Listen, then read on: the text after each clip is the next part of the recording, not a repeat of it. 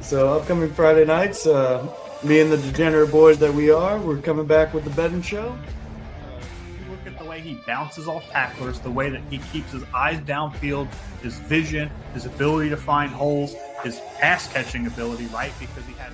In my lifetime, I'd put him at probably around the 2 area, with again the only other person up there being King Ricky.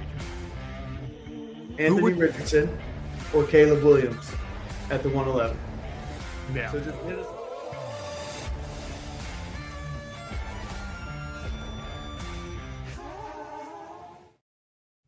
Ladies and gentlemen, welcome back to another episode of BSing Sports, where we do a little BS and we talk a whole lot of sports. I am your host for this 2026 off-season preview. Looking ahead for Dynasty managers here. My name is Ryan Swift, and here with me, as always, is Mr. Hashtag himself, Stiddy City. What's up, brother? Did you come up with that on your own? Oh, hell no. It is the entire Broncos movement right now. That is just god-awful. Okay. Okay, whatever. Look, man, as an Eagles fan, I'm all for backup quarterbacks performing well in the playoffs, right? Particularly championship games. Stiddy City, though. Hey, buddy. You got to start somewhere. We believe in Stiddy, okay? I think you should. I think they have a good enough team that – and I don't think, outside of his time with the Raiders, because it's the Raiders, Jared Stidham's really not that bad. No, I think he will be absolutely fine. Jared Stidham was the number 1 recruit coming out of high school for his graduating class. Yeah, he was the number 1 dual threat quarterback. I found all this out recently over Lamar Jackson, Kyler Murray, Joe Burrow. Those 3 guys were in his class. Yep. And he outranked them all. He just had the misfortune of going to Vegas. Well, I mean, he was drafted by – what's up, Isaac? He was drafted by the Patriots to be the successor in the 4th round to Tom Brady. But then Jimmy Garoppolo existed. Jimmy left. He was. That's right. He was drafted after Jimmy left. He went to the Niners, and then Brady threw a hissy fit, went to Robert Kraft. Yeah, I remember that because Gronk threatened to retire if he was going to get traded. Been good, Isaac. Fun times.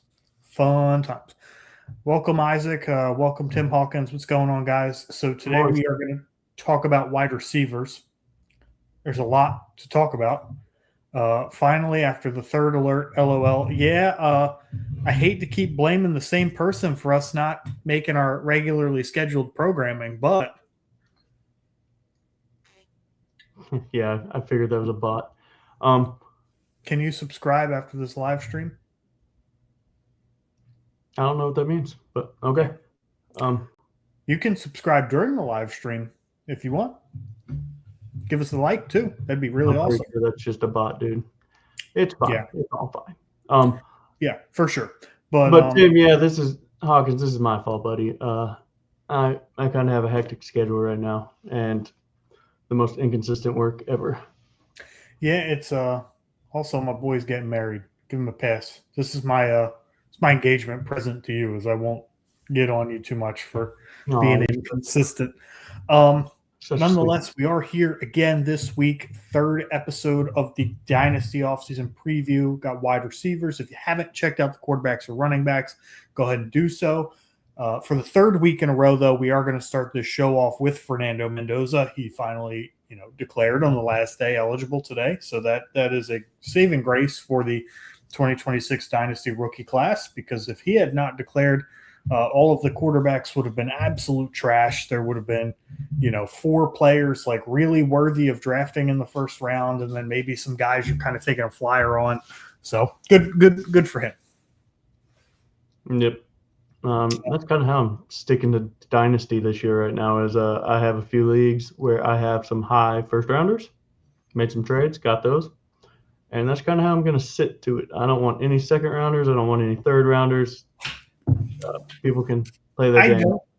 this is going to be definitely a hot take and disagree with the community. I don't think this draft class is as bad as everybody else makes it seem to be. I think we've just been spoiled ever since 2022 with insanely good draft classes. No, I'm not going to test. Yeah, I agree with that. But also, I'm not trying to play the rookie lottery, if you will. And there's just not a ton of standout players. No blue chip. There's just a handful. Yeah, there's probably only one real blue chip prospect this class, and that's Jeremiah Love. Yep, I would agree with that. And now Mendoza has the possibility. We'll see. Did you see that video of him with he was doing an interview and talking about how the Raiders are a great organization. They have a great GM and great players and coaching, and like they have a tradition. And I was just like, well, what else is he supposed to say? I'm going to go back to the college if the Raiders draft me. Well, he can't do that. So it's either one or the other. Thankfully, it's one or the other, because that would be super ass if you could declare for the draft and then go back to school if you didn't like where you got drafted. That'd just be terrible. Well, there was that basketball player that just did that. Yeah, it's absolutely awful. And now he's not even eligible anymore, and there's lawsuits and fines. He's not even allowed to play, so which is good. You shouldn't be allowed to. Pretty sure he just got approved to play. No, I'm pretty sure the NCAA is not letting him play. I could have swore like last week I got an update saying he could, but that's here nor there. That's not what. Yeah, like you actually can't do that in football. It's like once you declare, you lose all remaining eligibility. Like Tom Brady couldn't even go back and finish his last year at Michigan if he really wanted to. Although that would be kind of funny to watch. He should be happy that he didn't. Yeah, I think it worked out for him pretty well. So normally we start with the draft prospects. However, I feel like that this is, a pretty decent wide receiver class to talk about. I do feel like it's the strength of the class. So let's go ahead and pivot to the free agents here. And we will start from the bottom of the list here because he's not a free agent anymore. However, it does create some interesting discussion about another individual on his team. Jacoby Myers signed a 3-year, $60 million deal, avoiding free agency this offseason. What is your expectation of the Jaguars wide receiver room? You've got Jacoby Myers signed there, who they acquired midseason in a trade. You've got Travis Hunter, who they traded their two first-round picks for, essentially, to move up and draft. You've got, of course, Brian Thomas Jr., and then Brenton Strange was a huge part of the offense, and, of course, Parker Washington. So what are you doing as a Dynasty fantasy football owner, with the Jags wide receiver room? Like, if you have any shares of these players, are there any buys? Are there any sells? What are you looking to do here? Honestly, I'm going to trade what I can of Brian Thomas Jr. and Jacoby Myers. They just signed him. He's with the coaching staff. BTJ was not drafted by this coaching staff. So he's up in the air. There was already the issues. Odds are I think he gets traded. That's not really a hot take. But at the end of the day, I'm staying away from him. They went out there, got Travis Hunter. The one game that he was the feature wide receiver won. He had 10 catches, went nuts, got injured. Sad fact. But you have that. You have Myers. And then you have Parker Washington, who's done it the last 2 years. Shows up when it matters. And when players are hurt, he steps up every time. And so I don't know if it's a scheme thing with the Jags, but to me, BTJ is the one I would want to sell. What do you think you're going to get for Brian Thomas Jr. if you're selling right now? I think you could still get for Dynasty. You didn't just ask that, did you? Yeah, sorry. I went into the NFL mindset real quick there with our conversation earlier, so that's on my fault. That's on me. Classic line. I want a shirt that says that. Done. Yeah, no, I think you can get away with a 106, 107. I think I would personally I see the route, and I probably agree that that's probably right along the lines of maybe a consensus value, although I was on a Reddit thread the other day, and everybody on that thread said they would easily have Brian Thomas Jr. over the 106, but I thought that was kind of an interesting response. I would still take Brian Thomas Jr. only because rookies who have 1,200-yard, 10-touchdown seasons do not grow on trees. And the fact that he has done it once showed me that he can do it. It is there somewhere. And I'm glad that you brought up the scheme, because I believe the combination of what Trevor Lawrence likes to do and what Liam Cohen likes to do is attack the middle of the field. If you notice, Brent Strange is a large portion of the offense. Travis Etienne is a large portion of the passing offense. The slot receivers are a large portion of the offense. That was Travis Hunter as he was developing. That was Jacoby Myers after he showed up. That was Parker Washington. I don't think BTJ goes anywhere if you're the Jaguars. Number one, with him there, your offense looks insanely good. And he's on a rookie deal for at least 2 more years. So he's really cheap. And he's basically turned into Alec Pierce in the sense that he is now running clear-out routes down the field. He's going to give you 5 for 120 and a touchdown, or he's going to give you 2 catches for 30 yards. That's probably where he's going to end up being. Fair enough. But I am curious to see where Travis Hunter goes this year. So they have already come out and said they're going to plan to use him on both sides of the ball again. However, it was also said in the very same press conference by the GM that their number one need in the offseason is cornerback, which Travis Hunter happens to play. So I am very curious to see how his split goes moving forward, especially with the signing of Jacoby Myers. You can't have Jacoby Myers, Parker Washington, and Travis Hunter all playing the slot. You know, what do you have Travis Hunter's value at right now? I have him stamped a void. So when I tell you that, for those of you listening, when I give this value, I am not trying to acquire at this value. My personal opinion is that he is in a void. However, probably like a 110, 111. You know, some people were investing like 102 in him last year, which you can go back and watch the show last year. I thought that was crazy. That's just a gamble given the situation. Taking him at the 102 and seeing all of this, just seeing everything. But back to Brian Thomas Jr., I don't think he goes anywhere. Okay. He hasn't like expressed any sort of unhappiness. And if you watch him on the film, like there's effort there, like downfield blocks. There's running with his teammates for touchdowns. It looks like he's having a good time. So why move him? Yeah. Don't blame me at all. Good old Timothy Brandt. So basically sold him for the 110. Yeah, that's not bad. And if I'm a contender in this year's draft, like watch the draft, kind of see how it goes. Honestly, find the team that has Travis Hunter and see if you can get that 111 off and trade for him. Let's move on to the next free agent. I mean, Romeo Doubs is who he is. Safe floor guy. Doesn't really excite anybody. Alec Pierce. Talk about exciting people. Put some respect on Romeo Doubs, Mr. University of Nevada, Reno himself, okay? Okay, we're moving on to Alec Pierce. That's all I had. Yeah. Moving on to Alec Pierce. So Alec Pierce is an interesting one. Kind of had like a semi-breakout 2 years ago. And then this past season just, really, came out and said, hey, it's contract year. I'm going to go ball out. And averaged over 20 yards a catch. I think he had 47 catches and had over 1,000 yards for the season, which are some insane numbers. Where do you think Alec Pierce ends up, and what is his dynasty value? His dynasty value at best is a mid-tier wide receiver 2.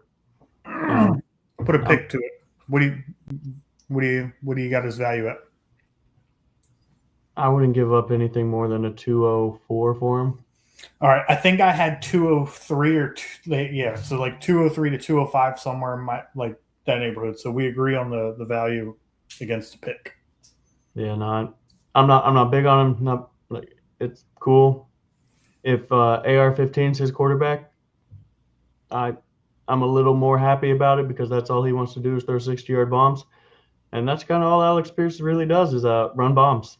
Yeah, but AR-15 wasn't his quarterback this past year, and he just had a 1,000-yard season. He did, but I mean, and all of their weapons were healthy, plus adding the new addition of Tyler Warren. mm-hmm. Look, I don't hate the guy. I think the receiver on the chopping block is Michael Pittman, but that's besides the point. Yeah, I do think that the Colts move off of Michael Pittman. He's 28 years old. I think they would move off Michael Pittman to re-sign Alex Pierce. Yeah, exactly. And that's kind of all I'm thinking. Like, it's nothing special, nothing new. And so, at the end of the day, that's Alex Pierce. He doesn't do anything for me, so I'm not really kind of looking to trade him. If I have him on a few benches, cool. If somebody wants to send me a second for him, by all means, let's go. I'd probably buy for that price. Like, if that's where I have him valued at 203 to 205, I'd probably, if I didn't have any shares, I'd throw a stab for that price. Now, I will say that with the caveat of if they do trade Pittman, his value goes up. Yeah, well, that's the other thing is you're not going to pay like 204, 205 for him anymore at that point. Yeah. But, I mean, it is what it is. Do what you can. But yeah, I think 203, 205, I'd probably throw one of those for a share of Alex Pierce. If he's your wide receiver 3, let's see how many 20-point games he had. So at the let's say you trade the 203 for him, Mm-hmm. and you get stand by. Since Ryan's looking this up right now, please like, share, subscribe. Help the algorithm get more people to see us. And that's kind of all we want to do right now is grow. And we're trying to put out more consistent content. I know we have kind of sucked this last year after crushing it the year prior, but we are trying to build it back up, and we love what we do. So please like, share, subscribe, guys. We appreciate it always. So Alex Pierce played 15 games. And if we're going to use like a 12 points as like a benchmark for like a flex level player for a week, he had 1, 2, 3, 4, 5, 6, 7 games, 7 of his 15 games where he cleared that 12 points in a game. So if I can throw 203, 205 at that and get that kind of return, I'm totally okay with that. I think I have him in a few leagues. Come on. See what you can get from. Yeah. We'll talk afterwards. Up next on the docket, I see you have Wan'Dale Robinson. Yeah, so Wan'Dale Robinson, another 140 target season, 2 seasons in a row with 140 targets, had a huge breakout, largely going to be attributed to the fact that Malik Neighbors wasn't there. What is your value on Wan'Dale Robinson, who is a free agent? Well, first off, tell me where you think he goes. What, like, your ideal perfect landing spot for him, and then what is your dynasty value for him? Honestly, I think he stays at the Giants. They need a second wide receiver to go with Neighbors, and I think he is the perfect fit there to play the slot. And you can move him around. He's proven time in, time out when he is healthy that he gets to play and he makes plays. And that's kind of where you want him. And they need the wide receiver help. So I don't think they can just let him go. He did well this last year. And so, yeah, I don't think he leaves the Giants. And if they're smart and now they got John, I think they're going to keep him. You know it would be a really fun spot? The Denver Broncos. No, I have bigger plans. They just don't have any weapons in the middle of the field. Yeah, that was supposed to be Evan Ingram, and although he was third on the team in targets and catches, he at the end of the day wasn't what everybody wanted him to be, which was really sad. Remember when he posted that Joker gif on Twitter after he signed with them? Yeah, he looks like a clown, all right, I'll tell you that. I will say this, though, for any of you gamblers out there, in the preseason with Evan Ingram, Jared Stidham did like to throw to him. So any prop bets guys out there? I would lean into that just because I think we've talked about it before. Both of us have kind of expressed backup quarterbacks' love for targeting tight ends. They're usually safe guys, so that's not a bad play. So Wan'Dale Robinson for me, I have quite a few shares of him, so that's probably the only reason I'm not buying. But yeah, I think I'm at like 40%. So I've put him on the block a couple times. Nobody's made any like really like serious offers. Nobody wants to pay it. You could still probably get him for like the same range as Alec Pierce. Who would you rather have in Dynasty, Alec Pierce or Wan'Dale Robinson? Wan'Dale, all day, every day, twice on Sundays. What about Monday night or Thursday night? Toss up, flip a coin. I would say Saturday, but it's the Giants and aren't going to play in the playoffs. Hey, at least the Giants, are in a weak division where anybody can win it. Yeah, just like the AFC West, huh? Except it's a strong division. Yeah, we got one idiot in the group, okay? We used to have two. One of them grew up and got Sean Payton. Well, I wouldn't say it's a strong division, right? Chiefs didn't do so hot this year either. Yeah, that's a whole – I mean, you saw who they signed as their offensive coordinator, though. Yeah, the same guy they had years ago. When Mahomes was going nuts. Yeah, they needed to move off that. I mean, I don't expect much from Mahomes this year coming off the ACL. I'm not even sure if he's going to be ready to start week 1. I'm actually incredibly interested to see what they do in the draft, or if they just here. So we'll talk about that later. Whether it's wide receivers or whatever. The next name on our list, and this is probably the biggest free agent guy who cashed in the most this season, George Pickens. Yeah, no, he impressed me, but he's now I'm going to think about this logically. Jerry Jones is going to screw this up, and they're going to end up franchise tagging him. That's a pretty solid bet there, Chief. Yeah.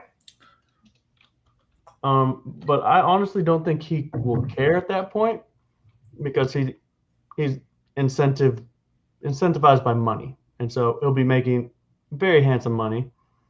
Play on it. Now, next year, if he does it, I think that's going to be a whole different ballgame. Hey, the Gringo saying the Broncos are greater than the Eagles. Appreciate you, buddy.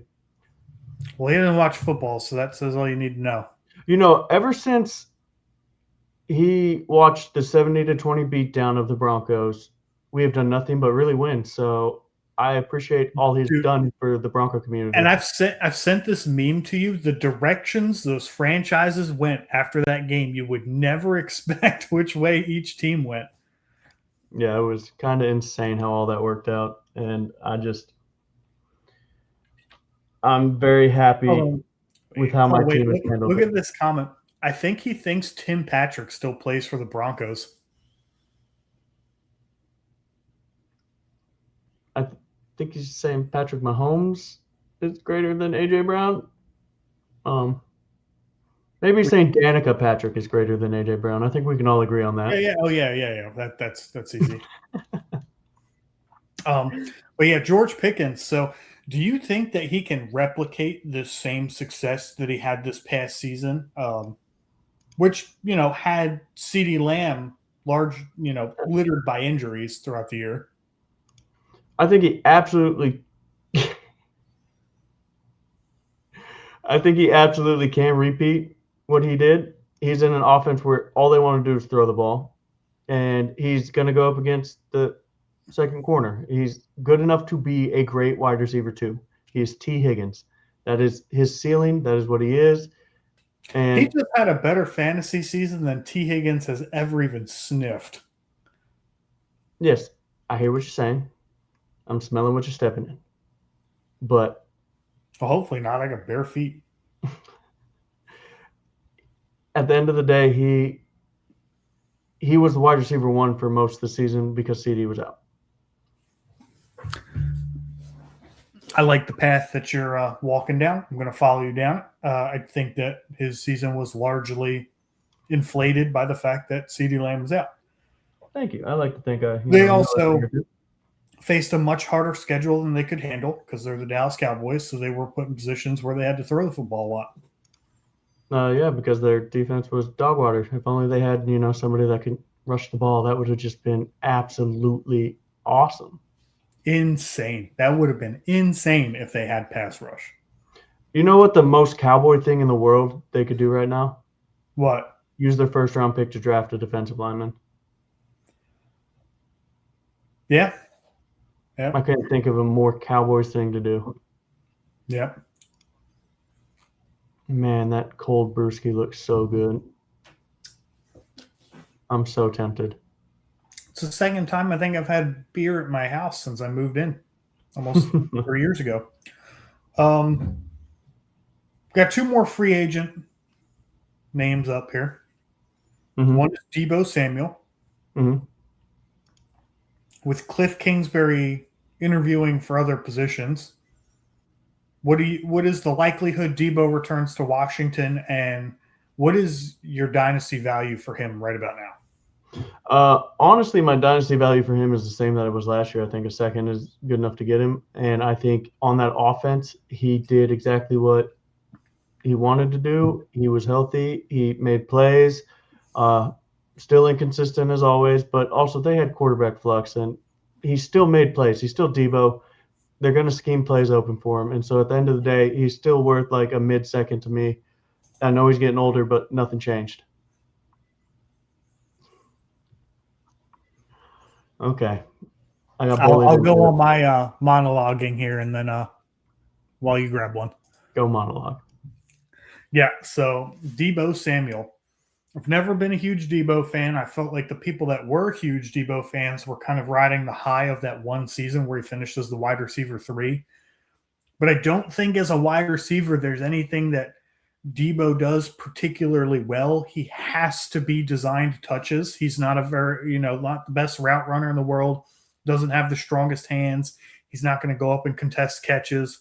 He will obviously dominate once the football's in his hands. That's his bread and butter right there. But getting the football in his hands where he can make people miss and break tackles, that's kind of been the bread and butter for Deebo. It's pretty much the only skill set. It's the only way you can use him. So if I had to compare him to other free agents on the list, I probably would take every other player we've talked about over him.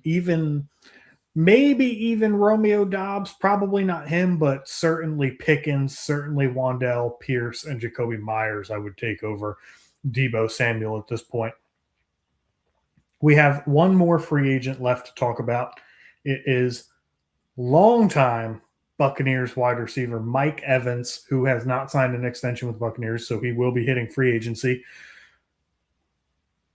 I think he goes back to being a Buccaneer, personally. I think that he is going to retire a Buck. I think that he is Mr. Buccaneer. And when he returned from injury, he was the immediate number one target for Baker Mayfield. So Baker has a lot of trust in Mike Evans. He was where the offense flowed through when he was healthy. And I don't expect that to change. I could see another, short 2, maybe 3-year deal for the Bucs, and then Mike Evans would retire after that. But when he did play, he looked like he had he was pretty good there.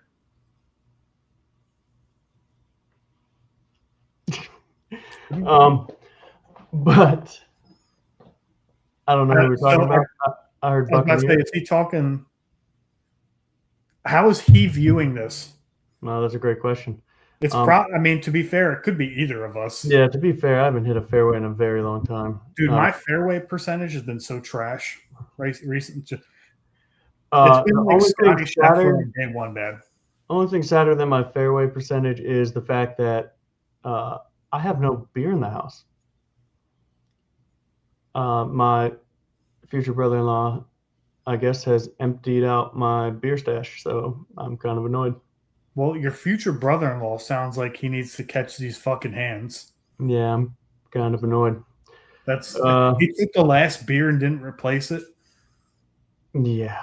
Would have gone belt to ass in my house. That's for a different time that's not here, but yeah, no. Anyways, obviously I was just kidding. Yeah, so Mike Evans. Mike Evans, yeah, he's gonna die a Buccaneer, so I don't think he's going anywhere. I'm gonna go get another one. So why don't you tell the viewers here? Don't get mad at your brother-in-law. I'm not saying that.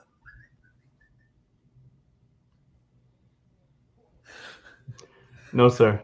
No, sir. Why don't you tell the listeners what you think about Mike Evans, where his dynasty value is, and then go ahead and rank these guys in the order that you would want them on your dynasty team. You did not spell Evans right. Nah, dude, I wasn't. I mean, it's fine. It's fine. Totally fine. Nobody would have noticed.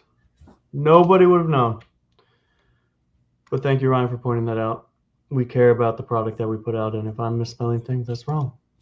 But Mike Evans, ladies and gentlemen, he is old as shit, and that's kind of all you need to know. He finally didn't have his first 1,000-yard season because of injury, because he's old as shit. The one fear I've never had in my life. He is the same age as you. I'm old as shit. I'm broken as shit.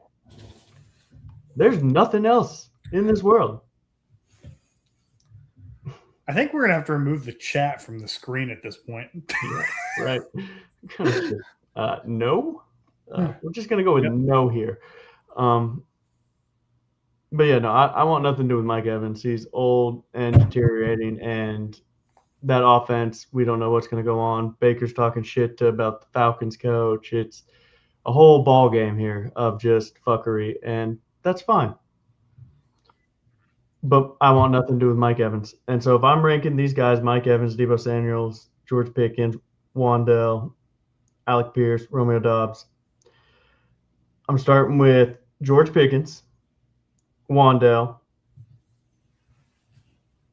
Alec Pierce, Deebo, Mike Evans, Romeo Doubs.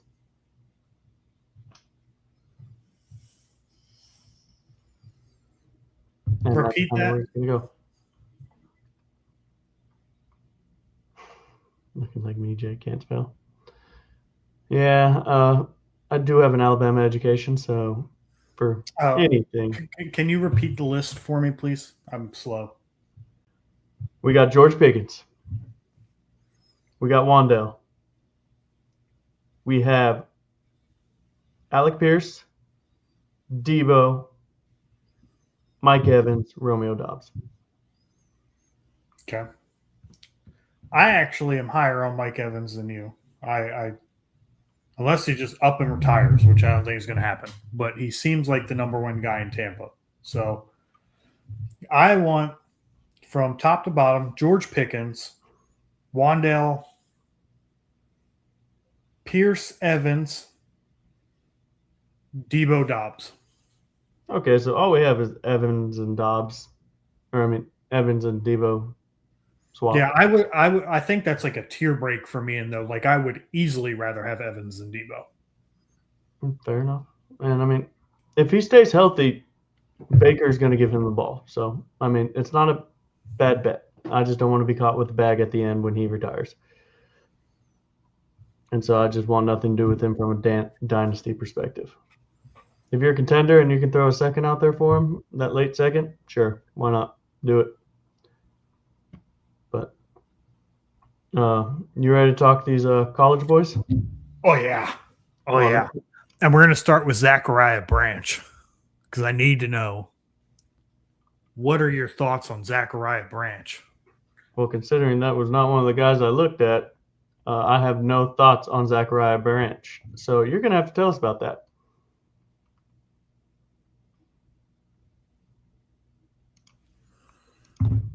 When you forget to do your homework. We'll come back to Zachariah Branch. It's hard because, like, I think I'm way lower on Zachariah Branch than most people, but without you having your own opinion developed yet, like, I can't. If I express it, it doesn't feel as good. So let's talk about the top three instead. We have quite a discourse between the top three wide receivers here. So would you agree that the top three wide receivers, in no particular order yet, are Mekhi Lemon, Carnell Tate, and Jordan Tyson? Yes. Okay. What order do you have them in, and why? Okay, here's what order I have them in. Start with your number 3 guy. My number 3 guy here, Carnell Tate. Carnell Tate, great hands. Runs okay routes. But the one thing that gets me every time when I watch film on somebody is I want to see the hustle. I want to see the nonstop, care about every play, no matter what. and there was just plays that he took off, and it bugged me, and I couldn't get past it, and it's probably why I'm down on him. I have that he has trouble coming off a press. I mean, granted, that's against Penn State. They have some decent DBs, if memory serves me right here. He settles into zones great. I'm curious to see what his speed is because he doesn't look fast. But it all just reminds me of one player here. And that is the boy that we talked about last year, A.D. Mitchell. Except I have him as A.D. Mitchell with hands. But so it goes Cardinal Tate. And then I kind of shocked myself here. Malachi Lemon is my number 2 here. Oh, with a pivot. Yeah, I did pivot. I watched more film last night, and I couldn't get over it. And also, we talked about it. I watched his film against Notre Dame, and he got shut down against the press. And so he moves fluid. He has good routes. He has great feel for zones. So he's going to mainly play slot because he's 5'11", 195 pounds. He's not that big. He plays bigger than what he is, but he is consistent. And he had 79 catches for 1,150 yards, and he had 11 touchdowns, which means he got targeted a ton. And he had another respectable draft prospect on the other side of him, Jacoby Lane. Yep. But great hands, fluid movements, good routes, but the press is what got me. And in the NFL, you're going to get pressed. You're going to get thrown around. I know the NFL plays a lot of zone, so that works out for him. I'm still high on him. I'm not low on him, but that's what changed my entire directive to my number 1 wide receiver in this draft class, which is Jordan Tyson. And Jordan Tyson's 6'2", 200 pounds. He is that perfect frame and size that you want. The 200-pound wide receiver that's 6 foot to 6'2". That is all Jamar Chase's, Justin Jefferson's, like all your elite receivers are around that, and they all move quick. In 9 games, he had 61 receptions for 711 yards and 8 touchdowns. So he's almost averaging a touchdown a game. He had 3 games where he didn't score a touchdown. All 3 of those games were without Sam Levitt. Thought Which that was Sam Levitt, if you watch Jordan Tyson's film, let's just comment. Thank God we don't have to talk about Sam Levitt's film. Man's a home run ball thrower. That's it. Yeah, and that is about it, man. It's what pissed me off the most about watching his film because, I mean, with Sam Levitt, he has 12 catches, 6 catches, 6 catches, 7 catches, 8 catches, 10 catches. He has multiple 100-yard games, multiple touchdowns. The talent is there. The size is there. The routes are there. The hands are there. He did get injured this year. And last year. He played 12 games last year, but I think he was injured the year before that, too. no, I didn't go that far.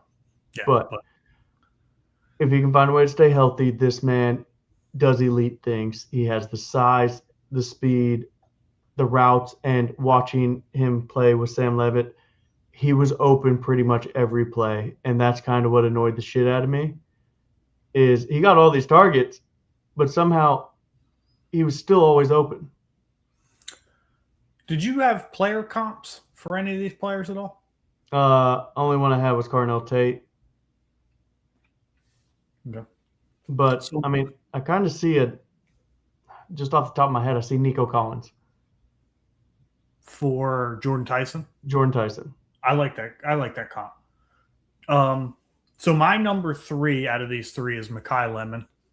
First off, all of these 3 players are in the same tier. Like my goal is I do have several picks between the 102 and the 105. My goal is to end up with at least one of each of these players. So there's nobody that I'm really out on at this point. So my number 3 is Mekhi Lemon. He is the first wide receiver prospect to come out of the draft and average 3 yards per route run against both man and zone. By the way, 2.5 yards per route run is a very good number. 3 yards per route run is elite. And to do it against both man and zone is incredible. So that is a huge, huge underlying metric that, projects fantasy success in the NFL. The last wide receiver to do that, and this is actually my comp for him, my ceiling comp for him, is Jackson Smith-Njigba. Is the last wide receiver to do that. Take notes. Yep. Why I have him at number 3? Well, you've already kind of mentioned it. His size kind of limits him to the slot only. The one game of film that we saw against, granted, the best cornerback in college football and, very NFL-ready cornerback, he got absolutely strapped down. 2 catches, 26 yards. So, granted, could have just been, an off day, whatever. So, but I don't doubt that the talent's there. This guy, he kind of has like a Rashee Rice to him. He's got very good yards after catch ability. When you get the ball in his hands, he can navigate blockers on some of the screen passes I watched on film. Navigates blockers kind of like a running back. He will find ways to get extra yards. He's short and he's small, 5'11", 195. So he's probably really like 5'10", 190, which is a yellow flag at this point. I don't necessarily think being limited to the slot only is kind of the death sentence that it used to be in football, particularly with these cover 2, high cover 2 safeties coming in and taking away your deep outside shots. Yep. So I like Mekhi Lemon, obviously want to leave with at least one share of him. My number 2 is Carnell Tate. The fact that Carnell Tate had the ability at certain points throughout the season to make Jeremiah Smith, who is the whole reason that everybody is clamoring over the 2027 NFL draft class, look irrelevant at times. He definitely became the number 1 receiver at certain points throughout the season. The first thing I noticed on his film was that he is a borderline vicious blocker. I mean, he is not afraid to get in between anybody and the ball. I saw him take on linebackers. I saw him, block corners really well. His form probably needs to be cleaned up a little bit, a little bit outside the shoulders, but he's definitely physical in his blocking. His route running, when he's putting in, 100% effort, when he's one of the primary reads involved in the play, his route running is really smooth. Like, you can't really tell when he's going to get in and out of his breaks. My player comp for him, ceiling comp for him, is Devontae Smith. I saw a lot of that from Devontae Smith. And the other thing that kind of reminds me of Devontae Smith is Carnell Tate is fantastic at contested catches. He is great above the rim. He can go up and get the football in space, like in traffic. And you saw that several times throughout the season. So my only con for him is, that A.D. Mitchell scare. Granted, I think he's a better receiver than A.D. Mitchell ever was, and I didn't see it on film as much as A.D. Mitchell, but there were certain plays at points like throughout the film where if you were watching enough, you could be like, I bet you he's not the primary read on this throw, and then the ball wouldn't go to him. And it's like, or I bet you he's running, or I bet you they're running the ball, or yeah. And the NFL will pick up on that stuff, but I think as far as like safeness, like, as long as the effort's there, like, there's nothing that he really does bad. Yeah. And my number 1 is Jordan Tyson. My ceiling comp for him is Devontae Adams, a little bit different than Nico Collins. But what I really, really like about Jordan Tyson, and I think that this is really going to translate to the NFL, is that he is a fantastic, intermediate route separator. Like, his 10 to 15 yards, his in routes, his out routes. I mean, his breaks look clean. His cuts are with intensity. Like, he's the exact opposite of Carnell Tate in the sense that, like, no routes were taken off. Everything was at 100%, and it was great cuts. Everything was smooth. Shifty is probably a better word that I would take. Great strong hands, and he lines up both inside and outside. He's not going to be limited to one or the other. My only downside for him is injuries. Can he stay healthy? Yeah, and if you continued to watch his film, and if anyone watching has watched his film, he knows how to leverage a corner, which is very important. When you watch all the elite wide receivers in the league, they know what to do. Yeah, sure, they're supposed to run 10 yards, but if they can get the corner to turn 12 yards, they're going to run to 12 and get them to open their hips. And then that's when they make the break. That's how they get so much separation. And so having that understanding and watching him do it consistently is like, it's what separated him and that's why I picked him as my number one over Lemon. So And it was multiple routes too. Like you saw it on the comeback routes. You saw him able to leverage cornerbacks. That was a great term to use. You saw it on the in routes. You saw it on the out routes. Anything that would attack like that 10 to 15 yard range where your NFL offenses are really looking to throw the ball at high volume, Jordan Tyson could do it. He could even do the yards after catch. You mentioned 6'2", 200 pounds. Wouldn't shock me at all if he ran a sub 4.5. He gets horizontal quickly, and then he gets vertical. Or he gets vertical quickly and then horizontal even quicker. Yeah, and he just had a good feel for just how to get in those zones, where those zones were at. And you could just kind of watch him. I don't know. You could just watch him understand what the defense is doing and where he needs to be, which is just incredibly underrated. Yeah. So, but again, just want to reiterate that I love all three of those guys. I think what's interesting is watching three guys who do have three very different skill sets, and you could argue that any one of them could be the number one wide receiver. I think that draft capital and landing spot is really going to matter for those guys. If any one of them has like a more clear and obvious path to wide receiver one targets with a quarterback in place, or they're in a high volume offense that, they end up the wide receiver two, that's when I'll start to kind of, nitpick and leverage them in my rankings. But for now, they're all kind of bundled into one tier. You mentioned that you watched film on a couple other guys. Denzel Boston was one of them. Why don't you go ahead and kind of break down what you saw with Denzel Boston, who is the son of former multiple team wide receiver. I remember him with the Dolphins, but David Boston. Yeah, no, Denzel Boston, for those that don't know, played at Washington, played behind Jalen Polk, McMillan, and Rome Odunze. And he still had like 40 catches that season. That offense was elite, but after that, he was consistent. In 2024, he had 63 receptions, 834 yards, 9 touchdowns. 2025, he had 62 receptions, 881 yards, 11 touchdowns.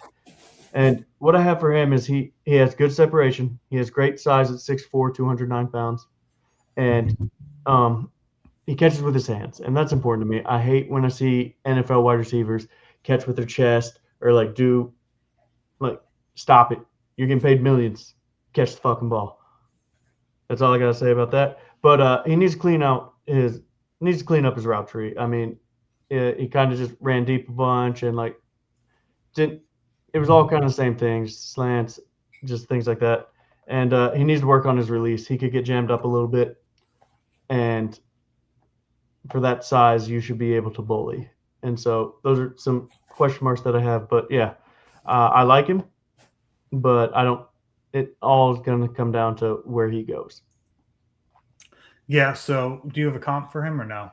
No, I didn't. Yeah, no. Kind of reminds me of Mike Evans. Lesser talented, same skill set. I can see that. No, I could definitely see that. Mm-hmm. Yeah, not as good as Mike Evans, but like Walmart Mike Evans. The great value brand Mike Evans. Yeah, exactly.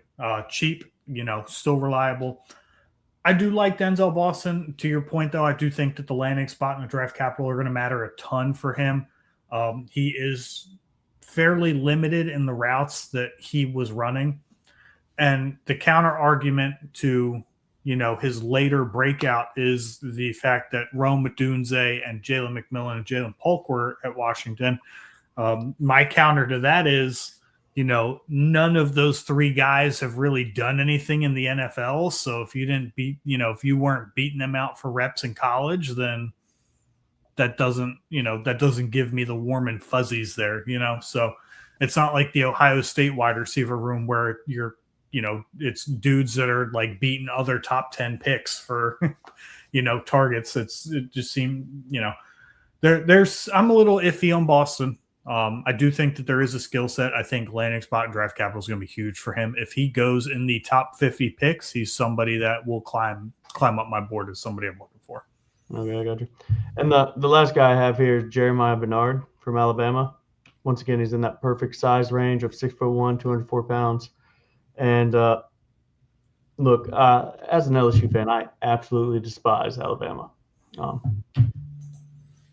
Hate everything about Alabama, but this guy followed his coach from Washington, and he has done nothing but ball out for Alabama since he's been there. Even with Ryan Williams there, when the chips are in, they needed a play. This man made the plays. He has great hands, great feel for the zone. He gets off of press. He uses his hands well. My only issue with him is he doesn't have the elite speed that you want. And so to me, he reminds me of Devontae Adams.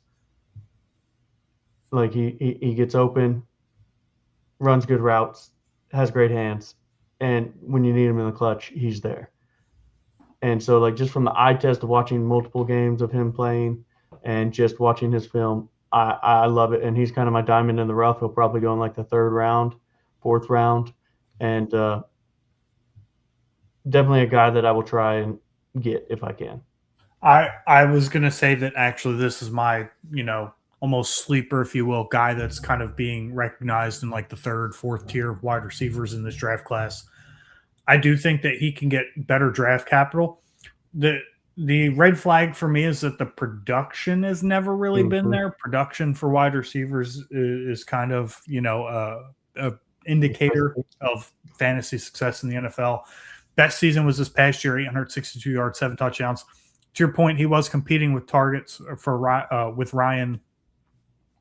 Williams, and his quarterback was Ty Simpson, who we both talked about we're not really in love with, and he went through his own struggles in the last 6 weeks. But there would be times where Jeremy Bernard, who, similar to a Carnell Tate fashion, would make Ryan Williams kind of disappear. Like he was clearly the number one guy. So he is somebody that is on my radar. And again, if he's getting, 2nd round draft capital, that's somebody that's going to, I would potentially draft with a late 1st round pick.